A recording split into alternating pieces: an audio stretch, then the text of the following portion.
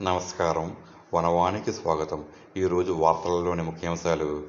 కాకినాడ జిల్లా పెదపుడి మండలంలో అన్ని గ్రామ పంచాయతీలలోనూ ఈ 3వ శనివారం కలెక్టర్ ఉత్తర్వుల ప్రకారం కార్యాలయాలు శుభ్రపరచడం, ఈ వేస్ట్ అంటే ఎలక్ట్రానిక్ వస్తువుల వేస్ట్ ఎక్కడ ఉన్నప్పటికీ కూడా అవి సేకరించడం అన్న ప్రధాన అంశములపై మండలంలో ఉన్న రామేశ్వరం, పెదపుడి, గొల్లలమామిడాడలో ఈ వేస్ట్ సేకరణకు ప్రత్యేకమైన కౌంటర్లు పెట్టడం, గ్రామాల్లో ఉన్న ఈ వేస్ట్ను సేకరించడం జరిగింది.